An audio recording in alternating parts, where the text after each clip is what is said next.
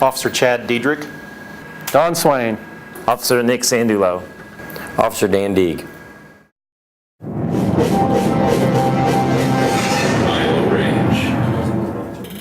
Officer has stopped this person for, let's say, speeding, okay?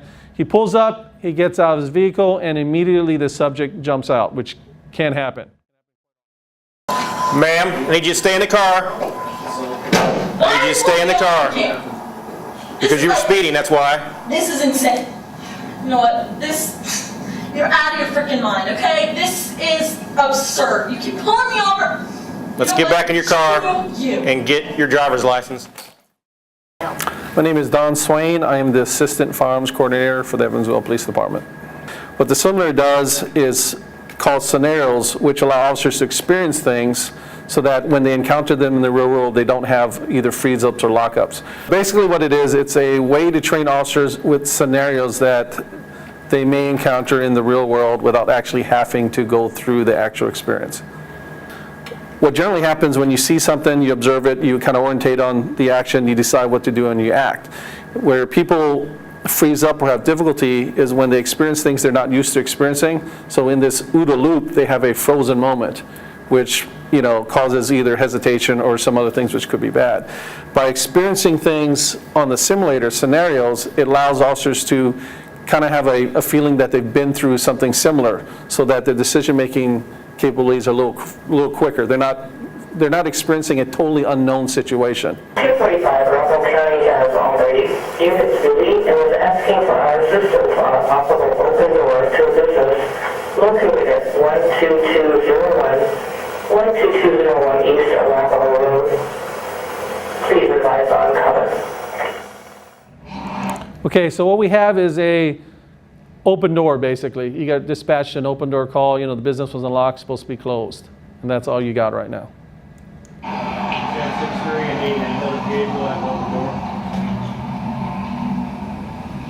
Police department, someone's in here, announce yourself now.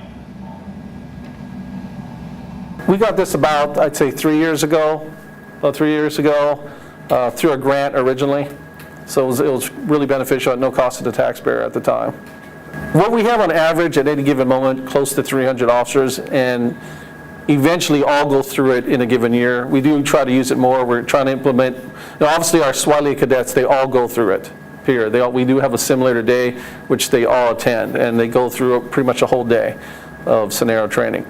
Our active officers, a lot's based on availability, but we are trying to get it where everyone goes through it at least once in a year time frame.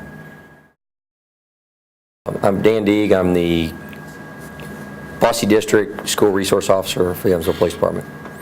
The simulator allows me to go in and do things that I wouldn't normally experience on a day-to-day basis, learn how to react to situations so that when I'm out there, either on the street or in a school building, I can already have experienced this possibly to an extent, not obviously to the extent that it would be in the real world, but give an idea of what I need to do, how I can react. Now, on this scenario, I had an option to have a guy jump out of the bathroom with a gun. We bypassed that for this particular one.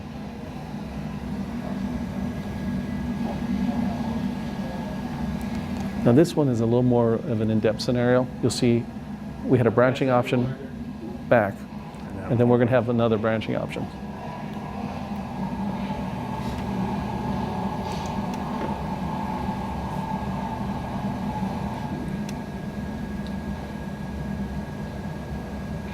See your hands, bud. See your hands. My name is Nick Sandullo. I'm a crime prevention officer, also a member of our SWAT team. It helps us to see situations before we see them in real life. It gives you something to draw from, kind of a way to practice. If you get into that situation, you can kind of pull from your mind, and I've seen this before. I know I should react based on what I've seen the person I'm dealing with. The screen allows you to see somebody, read their body language, allows you to read that person's body language. If they start to reach for something that they don't respond to your commands, it forces you or allows you to take action towards it. So it puts you in that situation before you really get into it in an environment where you could actually be hurt or threatened. nothing's going to come from the screen, but you take it as serious as you can and try to, again, work on your visual cues you pick up on from that person's body language. Are they reaching in their pockets? Are they not taking their hands out of their pockets? Things of that nature, because you can engage them and talk to that screen, and it's kind of like a choose your own adventure. It'll respond a certain way depending on what you're giving it. Sir, my name is Officer Deeg. I need you to drop your weapon.